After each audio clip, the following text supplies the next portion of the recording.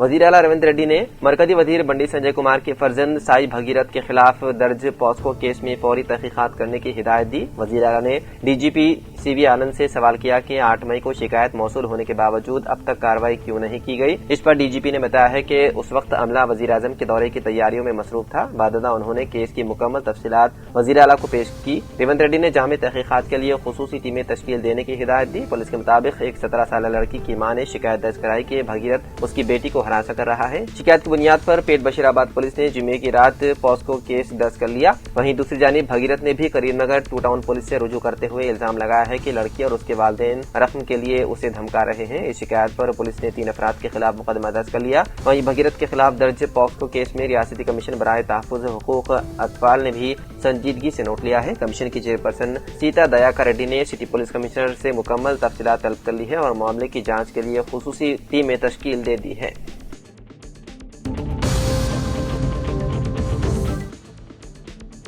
हैदराबाद के चिलकलगुड़ा इलाके में 23 साला इंजीनियरिंग तालिब इल्म के कत्ल के मामले में पुलिस ने 10 अफराद को गिरफ्तार कर लिया। तालिब इल्म को एक लड़की से ताल्लुकात रखने पर चाकू मारकर कत्ल कर दिया गया था। गिरफ्तार शुदगान में लड़की के 2 रिश्तेदार भी शामिल हैं। मकतूल की शिनाख्त युवान के तौर पर हुई है, जो जवाहर नगर का रिहायशी था और गुज़िश्ता 4 बरसों से लड़की के साथ ताल्लुकात में था। लड़की के अहले खाना उस रिश्ते के खिलाफ थे और उन्होंने युवान को लड़की से न मिलने की वार्निंग दी थी। ताहम युवान ने ताल्लुकात जारी रखे। पुलिस के मुताबिक जब वो जुमेरात 7 मई को लड़की से मिलने पहुंचा तो लड़की के रिश्तेदारों ने उसे पकड़ लिया और चाकू से हमला करके कत्ल कर दिया। पुलिस ने इस मामले में 10 अफराद को गिरफ्तार कर लिया, जबकि मजीद तफसीलात का है इंतजार।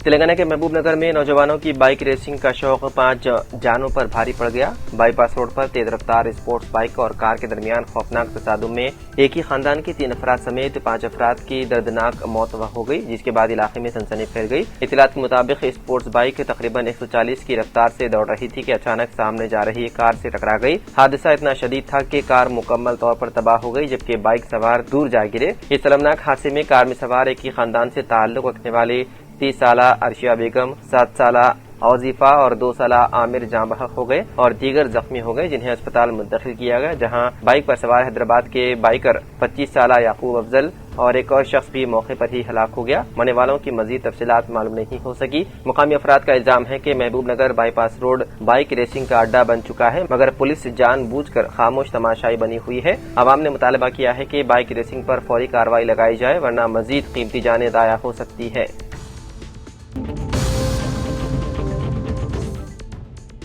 मेडिकल कोर्सेज में दाखिलों के लिए मुनक्किदा नीट यूजी साल 2026 इम्तिहान में सवालिया पर्चा लीक होने के इल्जामात ने सनसनी फैला दी। राजस्थान में इम्तिहान से कबल तकसीम किए गए एक मटेरियल में असल पर्चे से मिलते जुलते तकरीबन 600 नंबरों के सवालात पाए जाने के बाद तलबा में शदीद बेचैनी देखी जा रही है। हुकाम के मुताबिक 3 मई को मुनक्किदा इम्तिहान के सवालात से मुशाबे तकरीबन 140 सवालात पर मुश्तमिल एक प्रैक्टिस पेपर बरामद हुआ। बताया जाता है कि ये मटेरियल राजस्थान के सीकर इलाके में इम्तिहान से 2 दिन कबल दस्तियाब था और उसे तलबा को 20,000 से 2 लाख रुपए तक में फरोख्त किया गया। राजस्थान स्पेशल ऑपरेशंस ग्रुप ने मामले की तहकीकात शुरू कर दी है और 13 अफराद को गिरफ्तार कर लिया है, जिनसे पूछताछ जारी है। हुकाम इस बात की जांच कर रही है कि आया सवालात महज इत्तेफाकिया तौर पर एक जैसे थे या फिर वाकई सवालिया पर्चा लीक किया गया। कई सवालात के जवाबात की तरतीब भी एक जैसी होने से शुबहात मजीद गहरे हो गए हैं। तहकीकात में मालूम हुआ है कि ये प्रैक्टिस पेपर केरला के एक मेडिकल कॉलेज में ज़ेर तालीम MBBS तालिब इल्म से ताल्लुक रखता है। इल्जाम है कि उस तालिब इल्म ने 1 मई को सीकर में अपने एक दोस्त को ये मटेरियल फराहम किया, जिसके बाद ये PG hostels, coaching networks, career counsellors और इम्तिहान की तैयारी करने वाले उम्मीदवारों तक पहुंच गया। हुकाम ने बताया है कि इस मटेरियल में फिजिक्स, केमिस्ट्री और बायोलॉजी से मुताल्लिक 300 से ज्यादा हाथ से लिखे गए सवालात शामिल थे।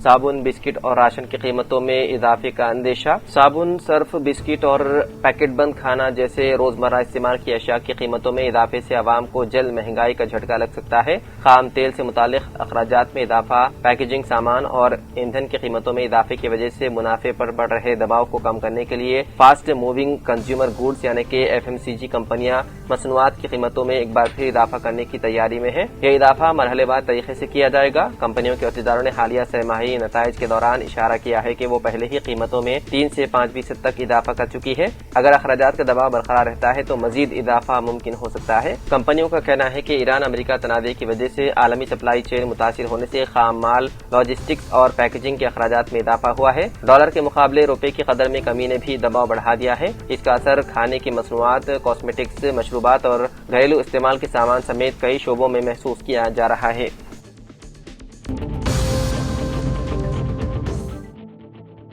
سابق آئی پی ایس آفیسر ونے رنجن رائے کی اہلیہ کے قتل کے الزام میں ملوث نیپالی ملازمہ کو پیر 11 مئی کو پونے سے گرفتار کر لیا گیا۔ ملزمہ کی شناخت کلپنا کے طور پر ہوئی ہے، جس نے اپنے دوستوں کے ساتھ مل کر جوبلی ہلز میں واقع گھر میں واردات کے دوران تنوجا رنجن رائے کو یرغمال بنایا، سونا اور نقد رقم لوٹ کر فرار ہو گئی تھی۔ رپورٹس کے مطابق حیدرآباد پولیس نے کلپنا کو پونے میں اس کی بہن کے گھر سے گرفتار کیا۔ پولیس اسے واپس حیدرآباد لا رہی ہے، جبکہ اس کے 2 ساتھی ابھی مفرور ہیں۔ پولیس کے مطابق 8 مئی کی رات تقریباً 2 بجے کلپنا اور اس کے ساتھیوں نے گھر میں لوٹ مار کے دوران تنوجا رنجن رائے کے ہاتھ باندھ دیے اور ان کے منہ میں کپڑا ڈھونس دیا، جس کے باعث دم گھٹنے سے ان کی موت ہو گئی۔ بتایا گیا ہے کہ واقعے کے وقت ونے رنجن رائے شہر سے باہر تھے اور کلپنا جوبلی ہلز کے آئی پی ایس کوارٹرز میں واقع ان کے گھر کی پہلی منزل پر اکیلی موجود تھی۔ حیدرآباد پولیس کمشنر وی سی سجنا نے میڈیا کو بتایا ہے کہ واردات کے وقت رائے کے بچے بھی گھر کی پہلی منزل پر موجود تھے۔ انہوں نے کہا کہ سابق آئی پی ایس آفیسر نے 8 ماہ قبل کلپنا کو اپنی والدہ کی دیکھ بھال کے لیے ملازم رکھا تھا۔ پولیس کے مطابق کلپنا اور اس کے ساتھیوں نے ونے رنجن رائے کی غیر موجودگی کا فائدہ اٹھاتے ہوئے مبینہ طور پر یہ واردات انجام دی۔ واقعے کے بعد وی سی سجنا نے عوام کو گھریلو ملازمین رکھتے وقت مکمل تصدیق اور احتیاط برتنے کا مشورہ دیا تھا۔